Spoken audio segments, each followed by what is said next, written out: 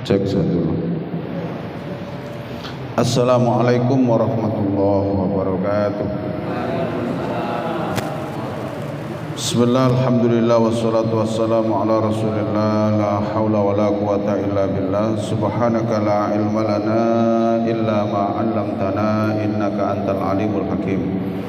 Rabbi shrah li sadri wa yassir li amri wahlul 'uqdatam min lisani yafqahu qawli. Amma ba'du.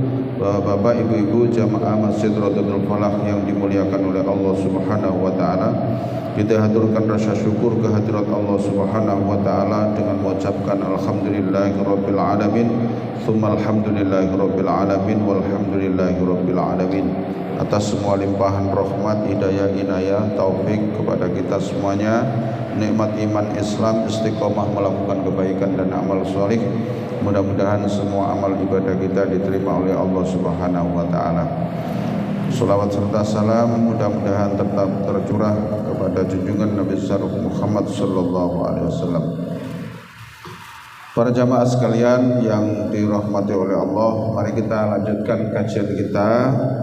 Mudah-mudahan ayat demi ayat yang kita kaji bisa nambahi ilmu pemahaman kita, tambahnya ilmu pemahaman kita seiring dengan tambahnya ketebalan iman dan ketakwaan kita kepada Allah Subhanahu wa taala. Ala hadhihi as-salihah al-Fatihah. A'udzu billahi minasy syaithanir rajim. Bismillahirrahmanirrahim. Alhamdulillahi rabbil alamin. Ar-Rahmanir Rahim. Maliki yaumiddin. Iyyaka na'budu wa iyyaka nasta'in. Ihdinas siratal mustaqim. Siratal ladzina an'amta 'alaihim ghairil maghdubi 'alaihim waladdallin. Amin.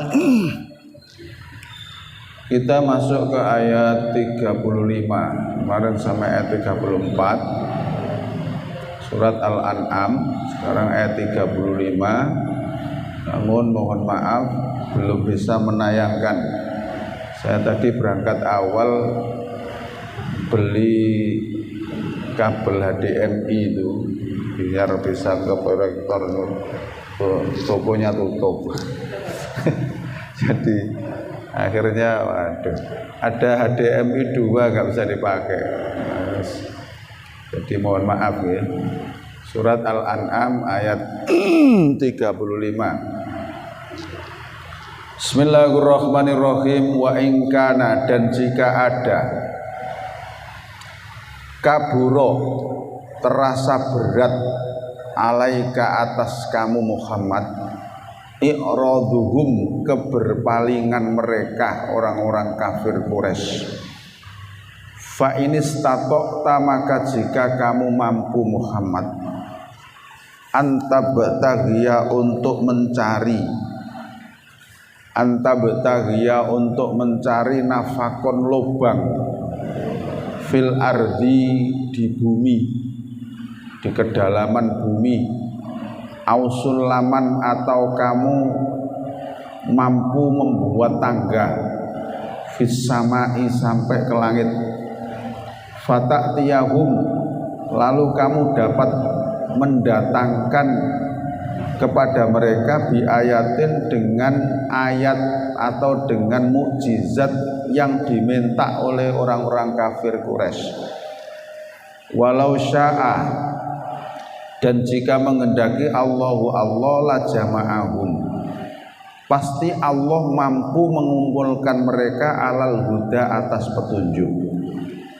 Fala takunanna, maka jangan kamu menjadi Muhammad minal jahilin, termasuk orang-orang yang bodoh. Ayat ini lanjutan dari ayat kemarin atas kesedihan Nabi Muhammad, di mana dakwanya didustakan oleh orang-orang kafir Quraisy, tidak hanya didustakan, bahkan dicemooh dan lain sebagainya. Nah, berkali-kali orang Arab, orang kafir Quraisy itu masih menuntut, kan begitu nggih? Masih menuntut, mana buktinya kamu itu jadi Nabi Muhammad? Itu kok tidak seperti nabi-nabi yang dulu, yang kemarin sudah saya sampaikan. Kalau Nabi Musa diberi tongkat, kan begitu kan? Kalau Nabi Ibrahim dibakar tidak hangus. Kalau Nabi Soleh punya mukjizat unta, mana bukti mukjizat Muhammad yang begitu? Akhirnya Nabi Muhammad itu sedih, kepingin nuruti permintaan orang-orang kafir itu. Padahal orang kafir itu dengan mukjizat terbesar Nabi Muhammad yang berupa Al-Quran ini, itu sempat membungkam orang-orang kafir itu tidak berdaya dengan Al-Quran ini, gitu loh. Contohnya bagaimana? Tatkala mereka orang-orang kafir Quraisy itu tidak mempercayai ayat-ayat Allah, lalu Nabi Muhammad menantang orang-orang kafir Quraisy melalui ayat. Wes ngene di dalam surat Al-Baqarah itu ayat 21, 23 kalau tidak salah. Ditantang, wes ngene wong kafir Quraisy, awakmu nek gak percaya nek Al-Qur'an iki dari Allah dan kamu tetap mengira bahwa Al-Quran ini buatan saya, coba kamu kumpulkan teman-temanmu yang ahli sastra, suruh membantu untuk membuat satu ayat saja yang seperti Al-Quran. Itu ditantang itu. Surat Al-Baqarah ayat 23 itu tantangannya kan begitu. Wa in kuntum fi raibin mimma nazzalna ala abdina fa'tu bisuratin min mithlihi wad'u syuhada'akum in kuntum ta'lamun. Nek awakmu sik gak percaya bahwa Al-Qur'an ini buatan Allah, kamu tetap mengira Al-Qur'an ini buatanku, padahal aku sudah disebut oleh Allah Nabiyil Ummiyi, nabi yang ummi, gak bisa baca, gak bisa nulis, tapi kamu masih mengira bahwa setiap ayat yang aku sampaikan kepadamu pasti kamu ngomong alah buatanmu Muhammad begitu. Wes saiki kumpulno kanca-kancamu sing ahli sastra, ya jangan sendirian.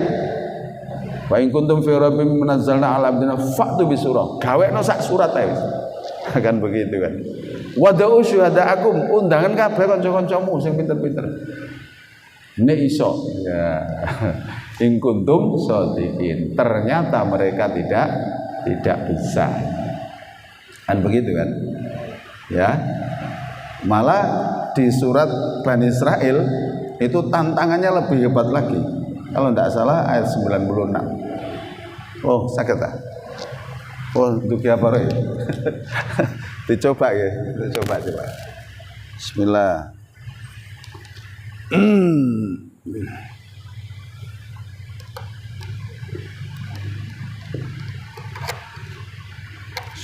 Masya Allah. Bismillahirrahmanirrahim. Ini enggak coba.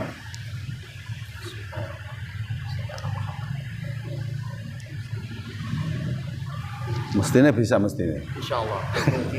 Lah itu. Oke, coba jenengan style. Nah, alhamdulillah, terus. Saya ke style itu biasanya lebih jelas itu. Alhamdulillah.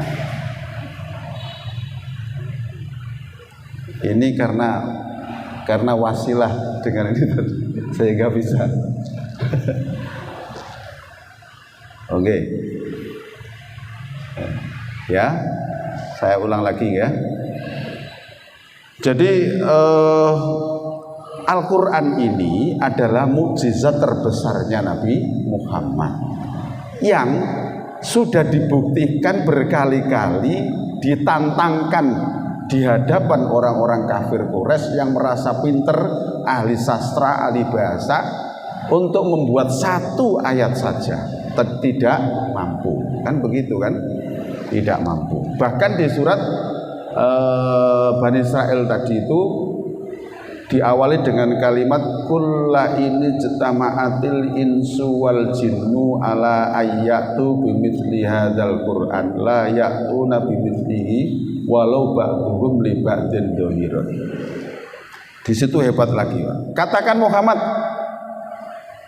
andaikan bangsa jin dan bangsa manusia bersatu menjadi satu untuk membuat satu ayat saja yang seperti Al-Qur'an, tentu mereka tidak akan bisa. Kalau tantanganmu yang ada di juz 1 kemarin itu hanya bangsa manusia, ya kan? Sekarang di juz 15 surat Bani Israil itu ayat 96 insyaallah. Ya, katakan Muhammad, andaikan bangsa jin dan bangsa manusia berkumpul menjadi satu, saling bantu membantu untuk membuat satu ayat saja, niscaya mereka tidak akan mampu. Coba. Nah, karena mereka sudah ditantang begitu tidak mampu, akhirnya mereka cari-cari alibi yang lain. Nah, gitu loh. Akhirnya kok mana bukti mukjizatmu kok tidak seperti nabi-nabi dulu. Nah, sudah dibuktikan gak iso ngalano gitu. Akhirnya Nabi Muhammad sedih. Nah, langsung ayat ini, Muhammad, jika terasa berat olehnya keberpalingan mereka terhadap kamu, orang-orang kafir Quraisy masih terus mendustakan kamu, dan kamu ingin menuruti tuntutan mereka dengan datangnya mukjizat seperti nabi-nabi dulu, itu maksudnya. Jika kamu mampu membuat lubang dari kedalaman bumi, ausul laman fis samai, atau kamu bisa mampu membuat tangga sampai langit, fatatiyahum bi ayah, silakan kamu turuti. Gitu. Allah itu begitu. Ya silakan saja kamu datangkan mukjizat yang diminta oleh mereka. Ya kan. Tapi kan pasti nggak bisa kan. Gitu. Walau sya'allahu la jama'ahum alal huda. Dihibur oleh Allah begini. Ngene lho Muhammad. Nek Allah mengendaki la jama'ahum alal huda. Mereka itu mampu kok mengumpulkan kaummu ke wabe terus dikei petunjuk ke wabe. Mampu. Kalau Allah menghendaki, gitu loh. Tapi kan bukan itu yang dikehendaki oleh Allah. Lau sya'allahu la jama'ahum. Nek Allah pancene ngersakno kaummu sing mendustakan kamu mau, ya, la jama'ahum, dikumpulno kabeh mereka berjamaah alal huda, atas petunjuk kok kabeh dikei hidayah. Enak wis iman kabeh gak ono sing dustano belas gitu. Tapi kan bukan itu maksudnya. Apa itu yang namanya perjuangan?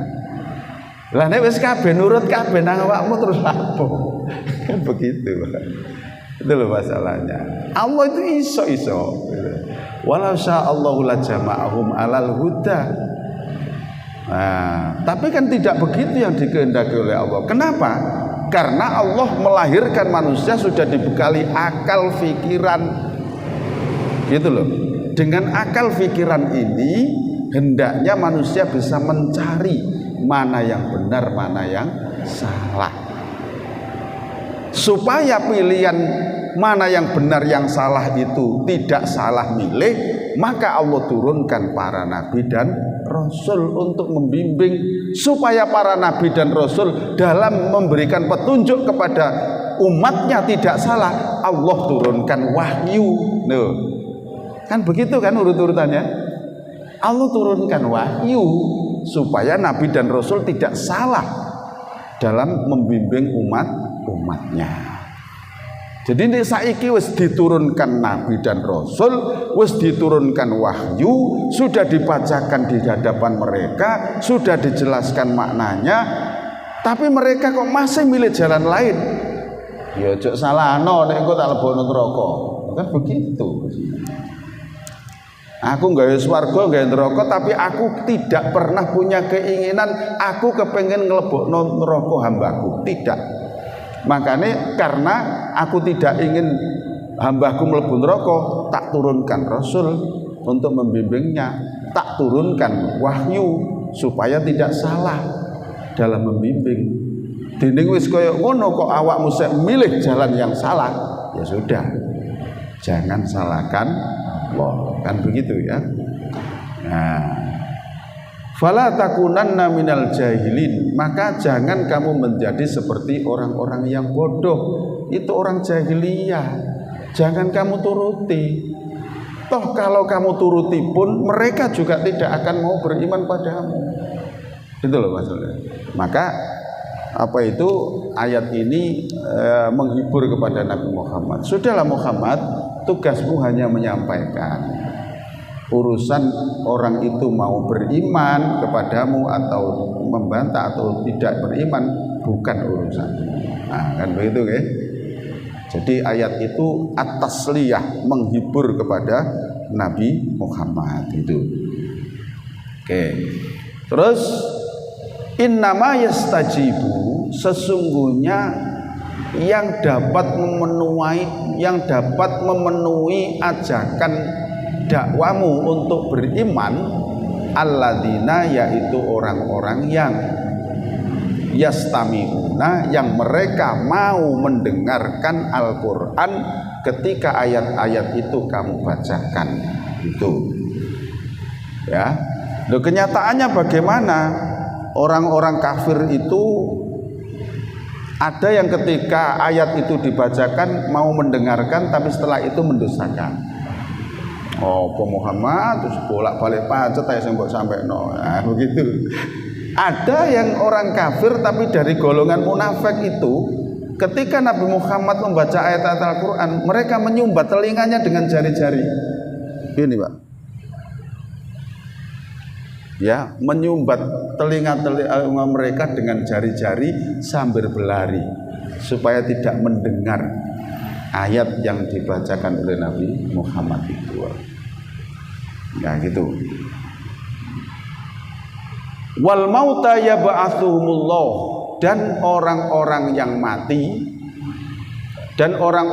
mati itu yab'atsuhumullah, besok akan Allah bangkitkan. Summa ilaihi yurja'un, kemudian kepada Allah lah mereka dikembalikan. Sama dengan ayat inna lillahi wa inna ilaihi raji'un. Nah itu. Waqalu dan mereka berkata, nih, laula nuzzila, mengapa tidak diturunkan alaihi kepadanya, kepada Muhammad, ayatun ayat mirrobihi dari Tuhannya. Maksudnya ayatun ini mukjizat. Mengapa tidak diturunkan kepada Muhammad mukjizat sebagai bukti kenabian seperti nabi-nabi dulu? Itu maksudnya. Kul, katakan Muhammad, innallaha, sesungguhnya Allah qadirun, zat yang sangat berkuasa, ala ayyunazzila, untuk menurunkan ayatan mukjizat sebagai bukti kenabian yang seperti yang diminta itu, seperti yang diminta oleh orang-orang kafir. Walakinna aktsarahum, dan akan tetapi kebanyakan mereka orang-orang kafir Quraisy la ya'lamun, mereka tidak mengetahui. Nah, sekarang begini, la ya'lamuna anna inzaluha yastajlibu lahum al-bala' li annahu law anzalaha wafqa ma talabu thumma lam yu'minu la'ajalahum bil uqubah kama fa'ala bil umami as-sabiqah. Tafsirnya begitu. Jadi kenapa Allah tidak memberikan mukjizat yang bersifat hissi? Hissi itu indrawi, bisa dilihat oleh mata langsung, ya. Tapi mukjizat Al-Quran itu banyak berupa maknawi, berupa makna-makna, kandungan-kandungan makna yang masa berlakunya sampai hari kiamat itu. Nah, kenapa Allah tidak memberikan mukjizat bersifat hissi? Nah, karena begini alasannya. Sebenarnya Allah kan mampu, di sini dikatakan innallaha qadirun. Nah, sesungguhnya Allah maha mampu ala ayyunazzila ayatan, untuk menurunkan mukjizat bukti kenabian yang diminta oleh orang-orang kafir. Tapi Allah tidak menurunkan itu. Karena kalau Allah itu menuruti permintaan orang kafir Quraisy, misalnya gak koyo nabi-nabi biyen, nah misalnya terus dituruti, misalnya dituruti mukjizat yang diberikan kepada Muhammad itu berupa apalah, terserah Allah, yang penting wong kafir itu iso ndelok. Nah gitu, koyok nabi, koyok wong Bani Israel iso ndelok tongkat itu dilempar bisa diular gitu misalnya kok Allah nuruti.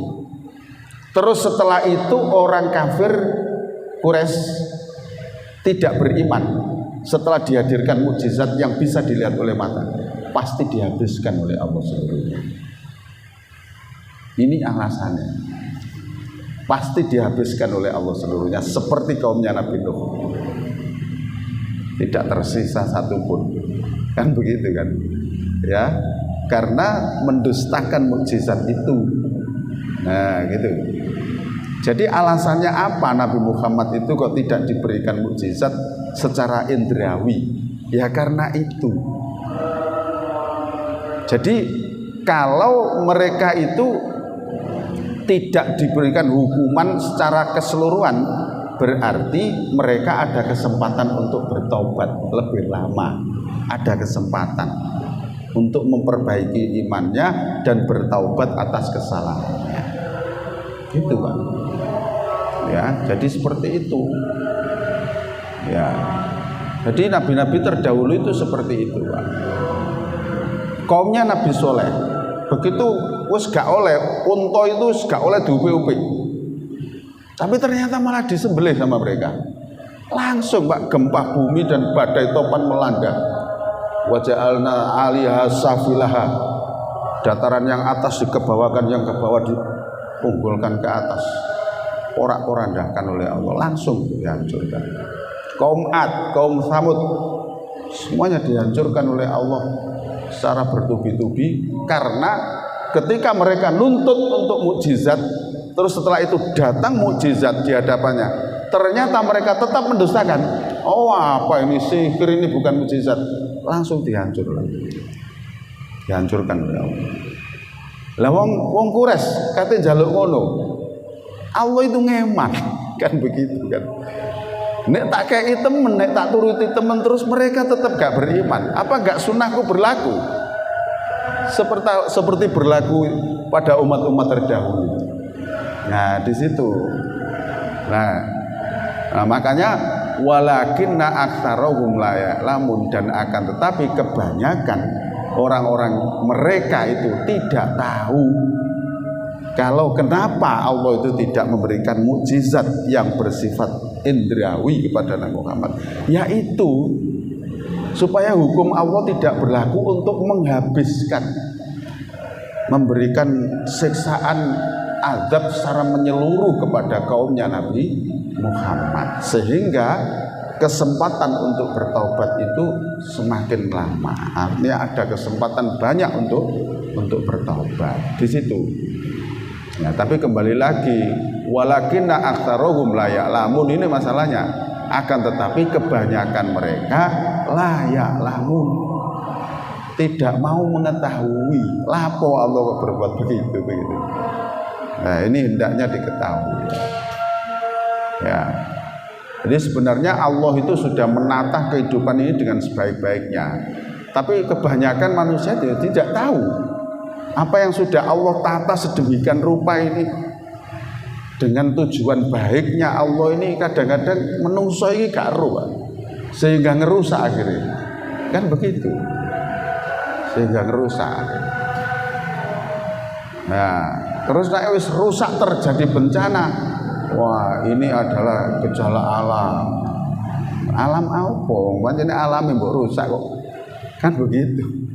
Nah, di sini ini yang tidak diketahui oleh oleh manusia. Itu sama dengan begini ya. Mati itu kan sudah pasti, tapi jalanan menuju mati, sebab menuju kematian itu kan berbeda-beda.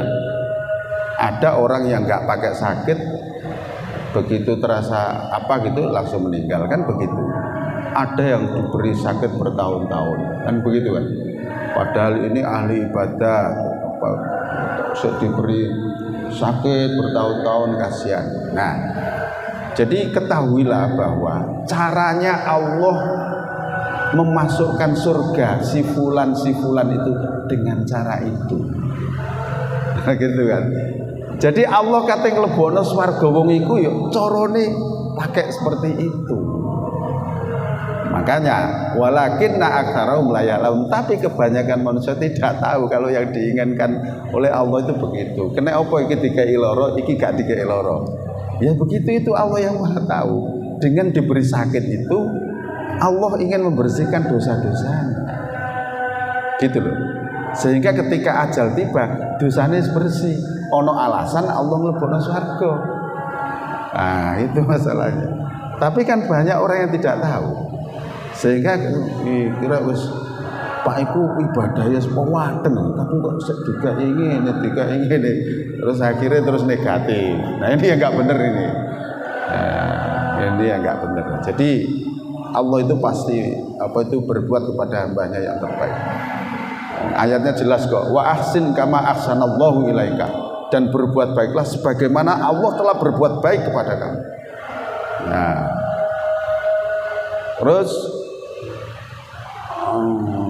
barangkali ada yang tanya kan,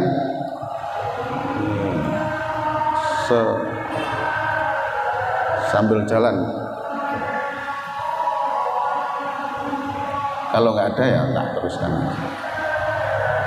Lanjutkan dulu. Oke.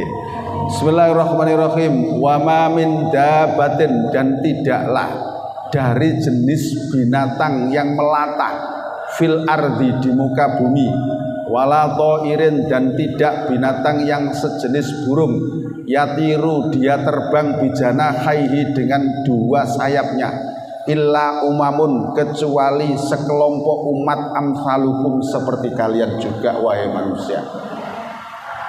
Ma farratna, tidaklah kami lupakan satupun fil kitabi, dalam kitab di sini lauhil mahfud, semuanya kami tentukan di lauhil mahfud, min syai'in, dari sesuatu apapun. Summa, kemudian ila rabbihim, kemudian kepada Tuhannya, yuhsyarun, mereka dikumpulkan.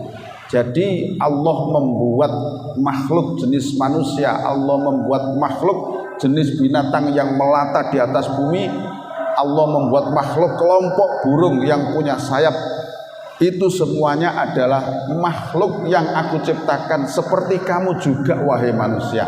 Artinya apa? Aku tahu betul, ya, aku hidupkan dia, aku beri fasilitas dia untuk hidup, aku jamin rezekinya. Yang kelompok binatang melata, aku semua yang ngurus. Bagaimana makannya, kelompok burung juga aku yang mengurus. Nah gitu loh maksudnya. Jadi Allah itu gak ngurus menungso tok, gak ngekei mangan menungso tok, tapi seluruh makhluk yang ada di muka bumi kabeh ditanggung hidupnya oleh Allah.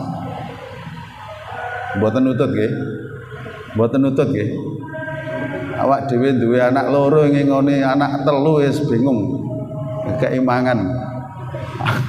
Allah itu menungso, jenis binatang sing gremet, jenis yang terbang. Lu semuanya itu diurus oleh Allah satu persatu. Gak nutut awak dhewe, ya Allah. Kan begitu nggih. Ada yang punya hobi merawat burung, punya berapa kurungan, punya berapa jenis burung. Iku wis menyita waktu untuk menyediakan makannya. Iya kan? Satu minggu kita nggak belanja makanan ya wis bingung nggak dewe. Kudu nang Wonokromo. Lho Allah itu ngurus. Ya Allah Gusti. Gak nutut. Nah, disinilah betapa luas kekuasaan Allah itu. Kabeh diurus kata Allah. Ma farratna fil kitabi min syai'. Tidak ada satupun yang tidak kami catat di Lauhil Mahfuz. Semuanya tercatat rapi oleh Allah.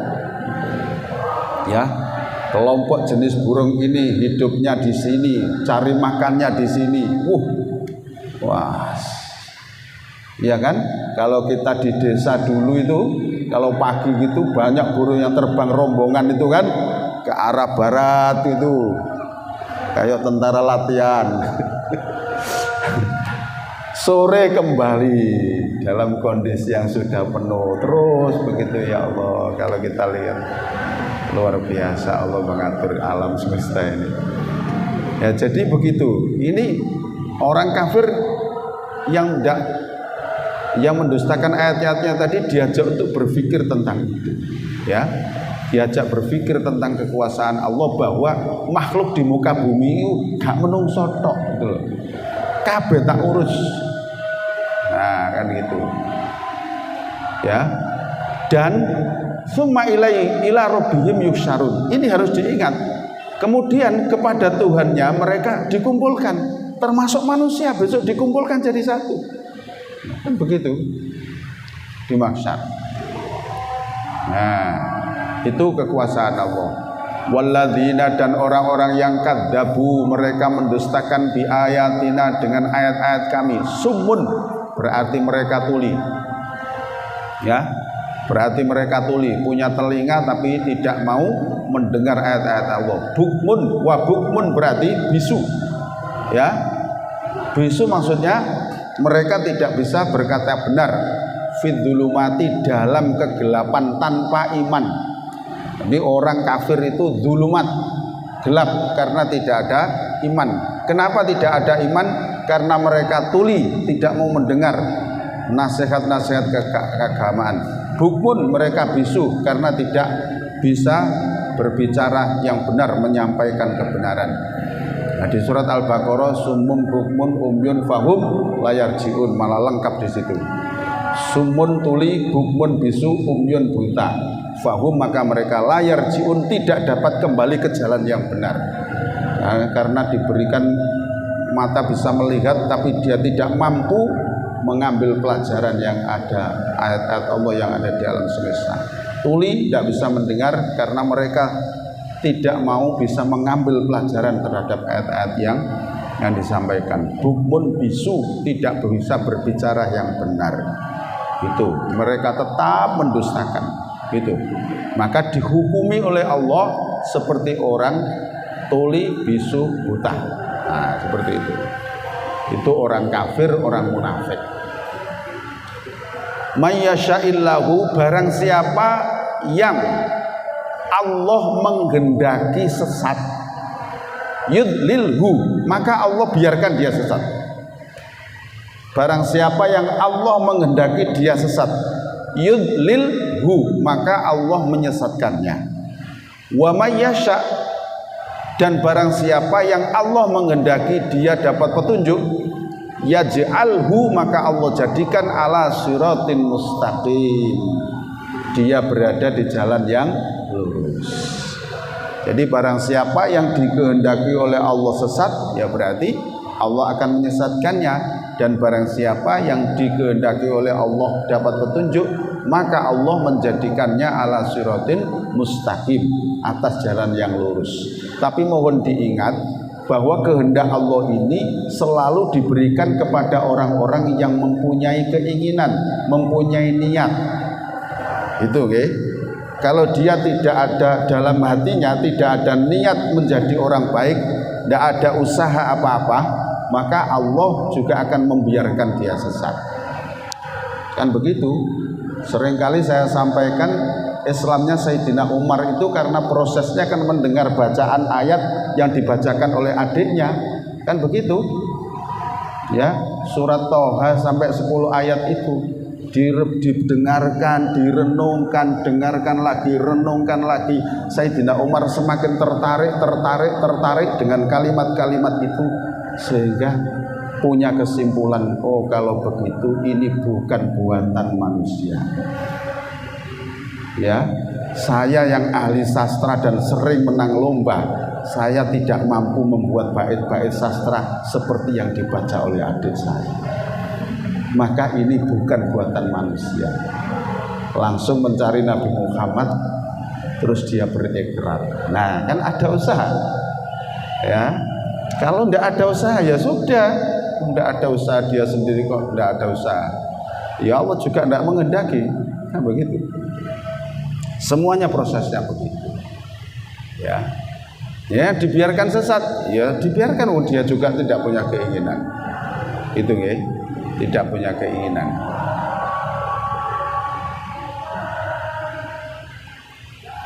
Kul katakanlah, aro'aitakum, beritahukan kabar kepadaku, in atakum, jika datang kepada kalian adzabullahi, azab Allah, au atatkumus sa'ah, atau datang kepada kamu hari kiamat, as-sa'ah, aghairallahi tad'unahu, apakah selain Allah kamu menyeru? In kuntum shodiqin, jika kamu orang-orang yang benar.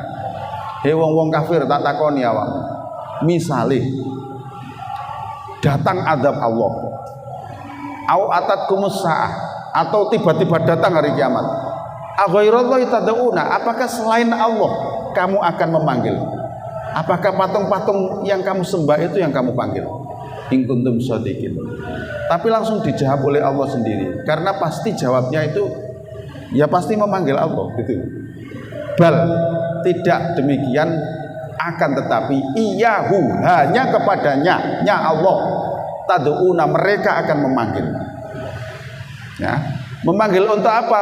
Fayakshifu ma tad'una, agar Allah menghilangkan apa bahaya musibah yang menimpa itu, tad'una ilaihi, yang mereka minta kepadanya. Insya'a, jika Allah menghendaki. Watan sauna, dan kalian pasti melupakan ma tusyrikun, apa yang kalian sekutukan. Pasti begitu.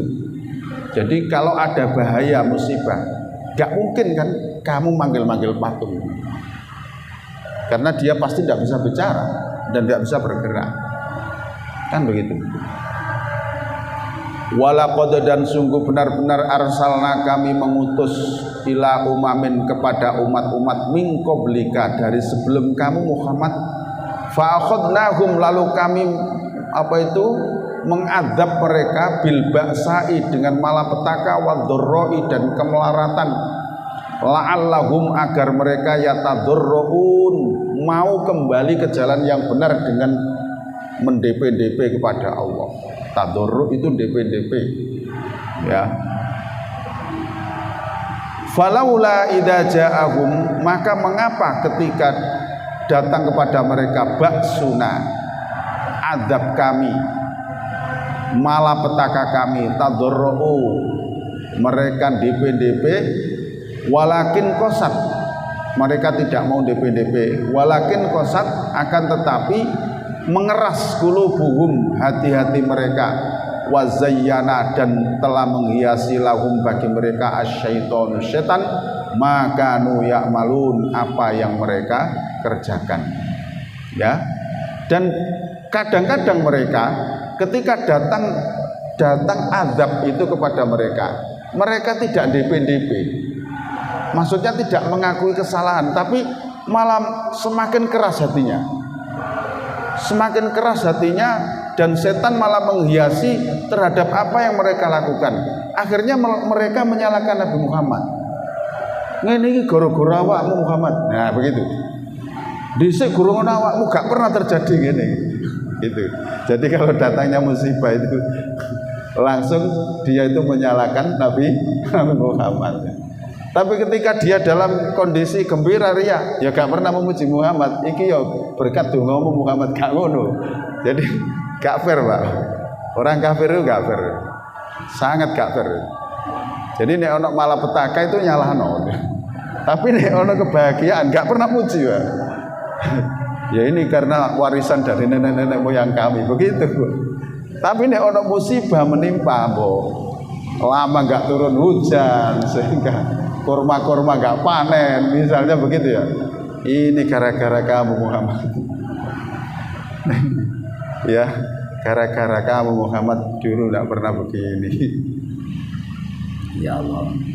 Falamma maka ketika nasu mereka itu melupakan madzukirubi apa yang diperingatkan kepadanya. Fatahna kami buka alaihim atas mereka abwaaba kulli syai', pintu-pintu tiap-tiap sesuatu.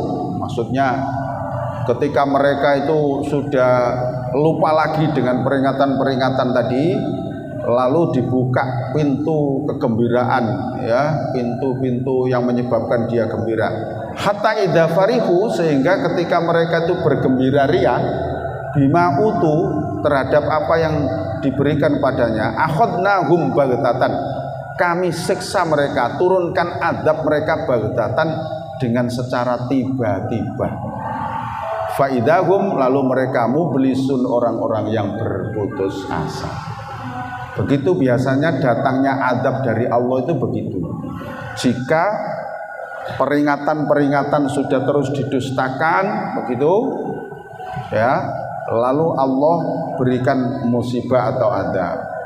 Dengan musibah atau azab itu mereka kadang ada yang kembali jadi baik, tapi ada yang justru malah hatinya mengeras, sehingga dengan menyalahkan itu.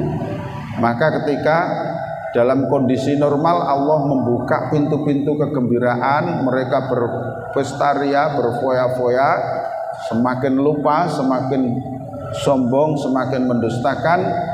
Dalam kegembiraan itu tiba-tiba Allah mendatangkan azab dengan secara tiba-tiba, lalu mereka baru berputus asa. Monggo, Pak. Waalaikumsalam warahmatullahi wabarakatuh. Belajar dari ayat ini memang bahwa ternyata betul-betul berdakwah itu ternyata memang luar biasa tantangannya. Berarti kalau kita bisa belajar ya berdakwah itu bukan hanya sama dan dulu pun ternyata mengajak dakwah bermakmur itu ternyata juga musuhnya itu walaupun lebih dengan santun pun tetap musuhnya itu luar biasa. Jadi kalau itu sekarang misalnya kita ini punya prinsip, guys, kawan itu kalau saya teman-teman dakwah ya, soalnya kalau ada musuh itu juga ternyata sekolah ya Ustaz. Oh iya. Satunya kita sehari ternyata orang musuhnya itu dalam dakwah itu iya, pasti.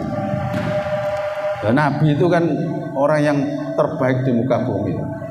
Dakwah Nabi itu dakwah yang paling santun di antara nabi-nabi terdahulu. Itu ya masih banyak yang berdustakan, memusuhi ya banyak. Ya jadi ya sudahlah, kita lakukan aja apa yang sudah Allah berikan pada kita, sekuat kita. Nah, sekuat kita untuk mendakwakan agama Allah. Dan perlu dicatat, kalau kita ikut mendakwakan agama Allah ya pasti ada rintangan. Dan biarkan aja rintangan itu kita hadapi dengan ya sudahlah, kita hadapi saja. Tidak perlu kita putus asa, tidak perlu kita mogok, tidak perlu kita mutung. Ya terus berjalan aja. Karena kalau kita mutung ya berarti tidak tahan ujian ini. Tidak tahan ujian. Monggo ada yang lain. Jadi begitu ya. Dalam kepanitiaan apapun, nah, saya sampaikan ini juga mau menjelang kurban. Jadi panitia kurban juga begitu. Bener gak ono sing muji, salah titik rasani, Pak. Iki sapa tuku sapi gak tepak belas sih. Misale ono sing gitu. Lah saya itu juga jadi ketua panitia padha ae. Wis padha ae lah komentare wong-wong wis ono ae. Padahal panitia wis survei sapi rono, survei rono. Belum kerja apa itu kanca-kancane gurung kerja wis kerja gisik, Pak. Lah saya kemarin sudah dari Madura survei sapi. Ya supaya dapat yang terbaik gitu loh. amanah ini, saya harus dapat yang terbaik. Ya kadang-kadang terus begitu teko sapi teko ya saya ono sing komentari kan. Ya Allah Akbar ya. Jadi begitu, ono sing ngomong iki kelanangan iki. Sapi ndongonku gak sakmene regane. Ngono bareng. Ya ngene kan ya gelo awak dhewe. Tapi ya Allah ya Allah. Jadi kita itu sudah niat baik tapi ya ngene iki dakwah. Ya begini nih dakwah. Ya pasti aja. Ya kalau cuma gini-gini aja ya wes enteng lah daripada gangguan Rasulullah kan begitu kan? Rasulullah itu tidak hanya sekedar omongan Pak, fisik itu loh taruhannya, iya kan? Kita kan paling banter dirasani lah, wes gak apa-apa lah, dirasani gak apa-apa, tenang aja, gitu. Jalan terus, ya gitu kan demi tegaknya syiar-syiar Allah kan begitu, gitu ya. Ya, jadi mudah-mudahan ayat-ayat ini menjadi penguat kita ya, untuk bekal dakwah kita semakin semangat tanpa pantang mundur itu.